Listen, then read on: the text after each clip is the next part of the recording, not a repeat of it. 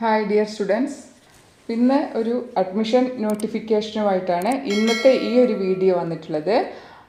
അപ്പോൾ കുറേ കുട്ടികൾ +2 കഴിഞ്ഞ കുട്ടികൾ അന്വേഷിച്ചുകൊണ്ടിരുന്നതാണ്. സെൻട്രൽ യൂണിവേഴ്സിറ്റികളിലെ അഡ്മിഷനെ കുറിച്ച് അന്വേഷിച്ചിരുന്നു ഏപ്രിൽ മെയ് മാസങ്ങളിലൊക്കെ ആയിട്ട്.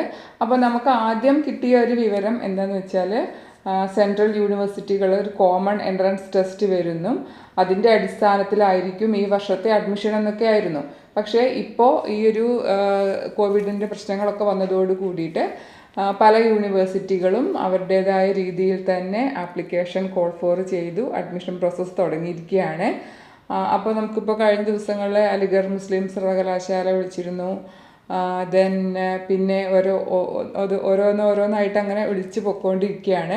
അപ്പോൾ ഇന്നിപ്പോൾ ഞാൻ നിങ്ങളുടെ അടുത്ത് ഷെയർ ചെയ്യുന്ന കാര്യം എന്ന് പറഞ്ഞാൽ ഹൈദരാബാദ് യൂണിവേഴ്സിറ്റിയിലുള്ള ഈ വർഷത്തെ അഡ്മിഷൻ നോട്ടിഫിക്കേഷൻ വന്നിട്ടുണ്ട്.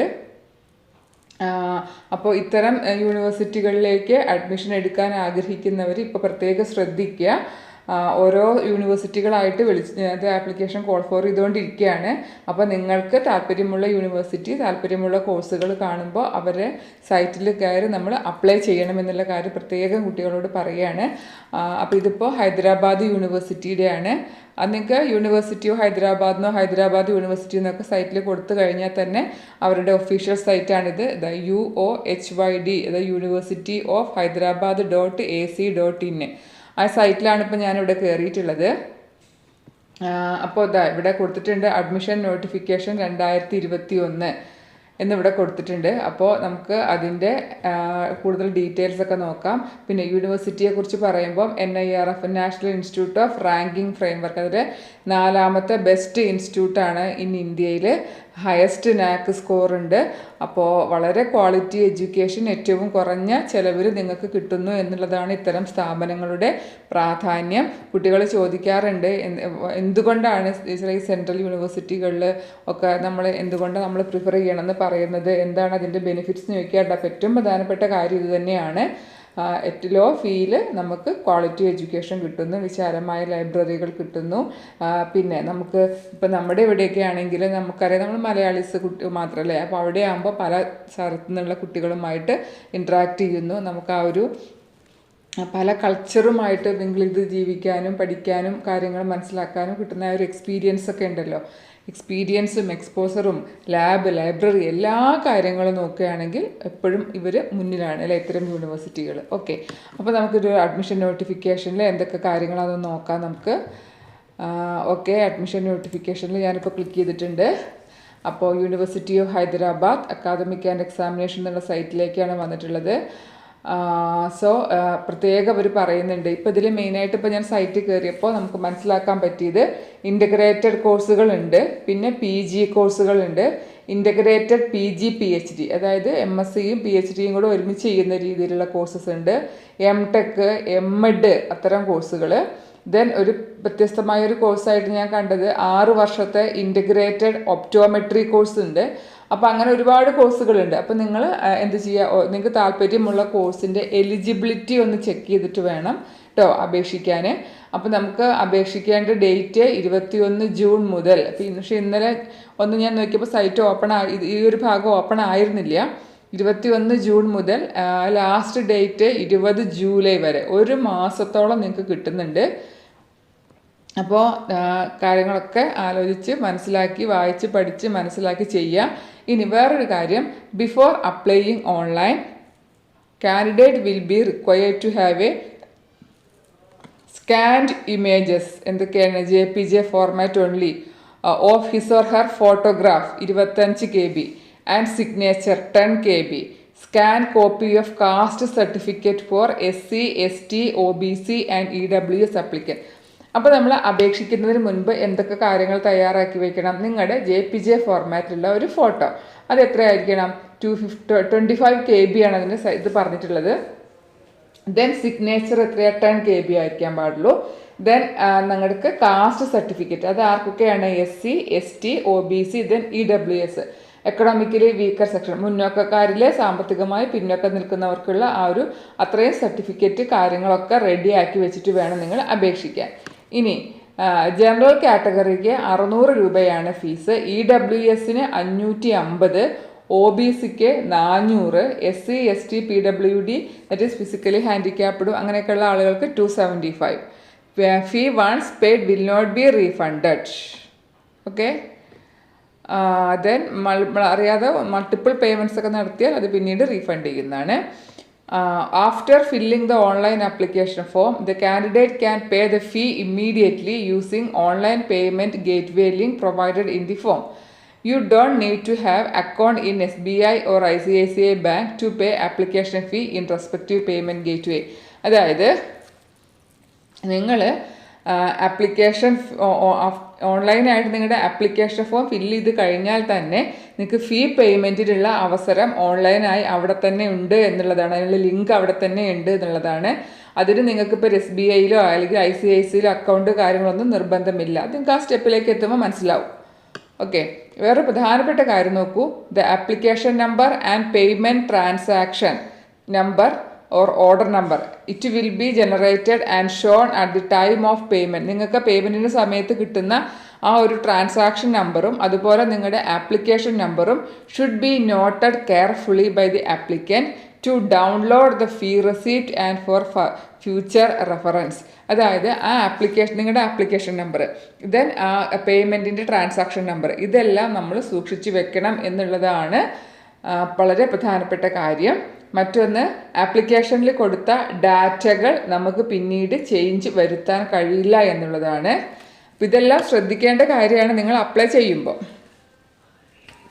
പിന്നെ ആരെയും ഇൻഡിവിജ്വലായിട്ട് കമ്മ്യൂണിക്കേഷൻസ് ഒന്നും അവർ ചെയ്യില്ല എന്നുള്ളതാണ്.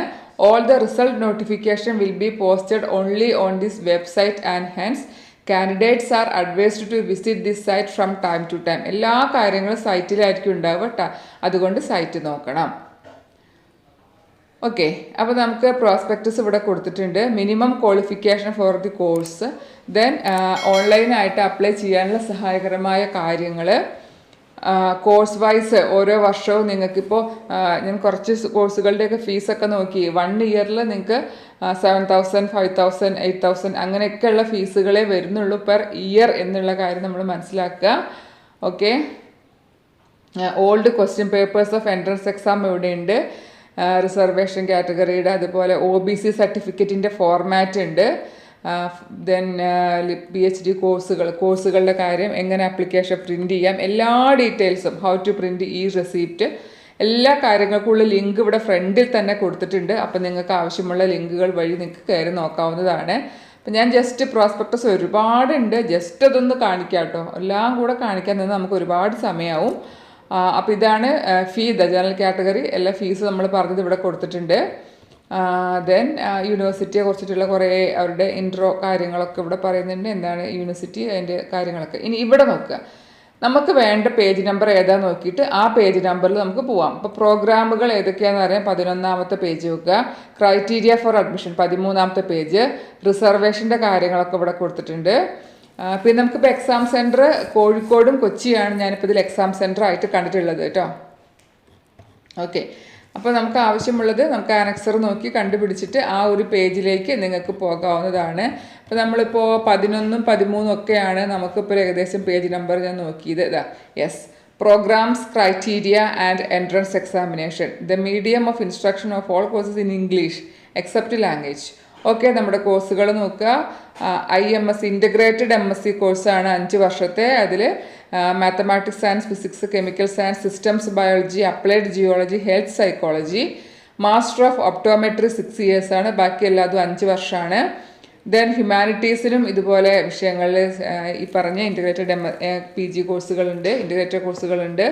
PG മാത്രമായിട്ട് ഇതാ ഇത്രയും കോഴ്സുകളുണ്ട്. മാത്തമാറ്റിക്സ്, സ്റ്റാറ്റി, physics, chemistry, biology, microbiology, animal biology, biotechnology, atmospheric science, health psychology, neural and cognitive sciences, അങ്ങനെയുള്ള ഒരുപാട് PG കോഴ്സുകളുണ്ട്. ദെൻ MCA, MBA തുടങ്ങിയ കാര്യങ്ങൾ. ഞാൻ അതിൻ്റെ പേര് മാത്രമേ ഇപ്പോൾ പറയുന്നുള്ളൂ. MPA dance, theatre arts, music, then painting, master of public health. പിന്നെ MTech കോഴ്സുകളുണ്ട്, ഇൻ്റഗ്രേറ്റഡ് MTech കോഴ്സുകൾ. ദെൻ PhD, ഇൻ്റഗ്രേറ്റഡ് PhD, അങ്ങനെ പോകുന്നു കോഴ്സുകൾ. ക്രൈറ്റീരിയ ഫോർ അഡ്മിഷൻ ഇവിടെയുണ്ട്.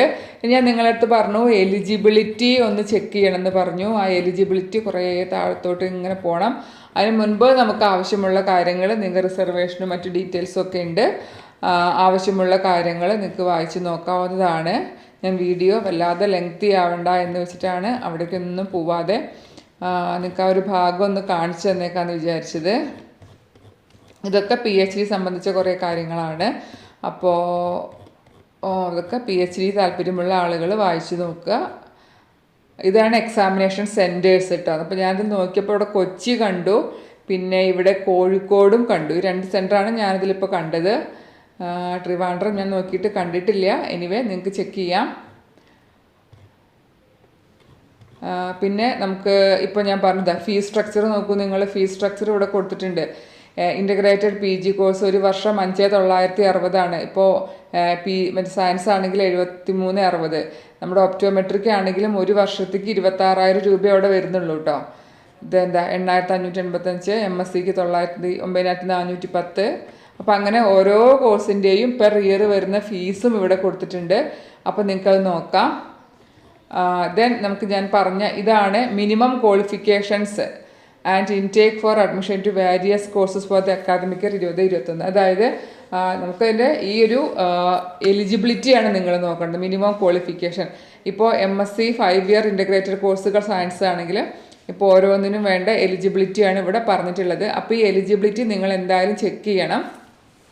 മാർക്ക് പെർസെൻറ്റേജ് ഒക്കെ പറയുന്നുണ്ട്. എന്നിട്ട് വേണം നിങ്ങൾ കോഴ്സ് സെലക്ട് ചെയ്യാനും അപ്ലൈ ചെയ്യാനും. ഓക്കെ, അപ്പോൾ ഇത്രയും കാര്യങ്ങൾ ഇവിടെ പറയുന്നുണ്ട്. പിന്നെ നമുക്ക് ഇനി ഇതിനടിയിൽ ഇങ്ങനെ ഒരുപാട് ഡീറ്റെയിൽസ് ഉണ്ട്. നമുക്ക് ആവശ്യമുള്ളതൊക്കെ നിങ്ങൾക്ക് നോക്കാം. എലിജിബിലിറ്റി കാര്യങ്ങളൊക്കെയാണ് ഞാൻ പറഞ്ഞു. ഒരുപാട് പ്രോസ്പെക്ടസ് ഉണ്ട് കേട്ടോ. അപ്പോൾ നമുക്ക് നോക്കാം. നമുക്ക് വീഡിയോ ഇപ്പോൾ തന്നെ മോർ ദാൻ 10 minutes ആയി. അപ്പോൾ അതുകൊണ്ട് ഞാൻ വല്ലാണ്ട് അങ്ങോട്ട് പോകുന്നില്ല. നിങ്ങൾക്ക് ഇവിടെ അപ്ലൈ നൗ എന്ന് പറയുന്നൊരു ലിങ്ക് ഉണ്ട്. അതിലൂടെ നിങ്ങൾക്ക് പോകാവുന്നതാണ്. എല്ലാ ഡീറ്റെയിൽസും ഇവിടെ കൊടുത്തിട്ടുണ്ട്. Online application form, click here. ഇതാ എല്ലാ കാര്യങ്ങളും വായിച്ച് നോക്കണം. റിസർവേഷന് മറ്റു കാര്യങ്ങളൊക്കെ പറയുന്നുണ്ട്. ആപ്ലിക്കേഷൻ സ്റ്റാർട്ട് ചെയ്യാൻ പറയുന്നു. അപ്പോൾ ഫോട്ടോയും ദെൻ സിഗ്നേച്ചറും പിന്നെ നമ്മൾ എന്തായിരുന്നു പറഞ്ഞത്, കാസ്റ്റ് സർട്ടിഫിക്കറ്റ് വേണ്ട ആളുകൾക്കാണെങ്കിൽ കാസ്റ്റ് സർട്ടിഫിക്കറ്റും ഒക്കെ റെഡിയാക്കുക. എന്നിട്ട് അപേക്ഷിക്കാൻ തയ്യാറായിക്കോളും, അപേക്ഷിക്കുക. ഓക്കെ, പിന്നെ അവരുടെ ഇത് നമുക്ക് ഫ്രണ്ടിൽ തന്നെ ഇവിടെ കൊറീസ് കുറേ കണ്ടോ, ഇവിടെ നമ്പറുകൾ കൊടുത്തിട്ടുണ്ട്, മെയിൽ ID കൊടുത്തിട്ടുണ്ട്. അതുകൊണ്ട് നിങ്ങൾക്ക് എന്തെങ്കിലും കൊറീസ് ഉണ്ടെങ്കിൽ അവരുമായി കോൺടാക്ട് ചെയ്യുന്നതാണ്. എനിവേ ആദ്യം നിങ്ങൾ കോഴ്സുകൾ നോക്കുക, താല്പര്യമുണ്ടോ നോക്കുക, എലിജിബിലിറ്റി നോക്കുക. ഓക്കെ ആണെങ്കിൽ അപ്ലൈ ചെയ്യുക. അപ്പോൾ നിങ്ങൾക്ക് ഈ വീഡിയോ ഉപകാരപ്പെട്ടു എന്ന് കരുതുന്നു. മറ്റൊരു ഇൻഫോർമേറ്റീവായ വീഡിയോയുമായി വരുന്നത് വരെ bye from Dhanya Rajeev. Okay, thank you.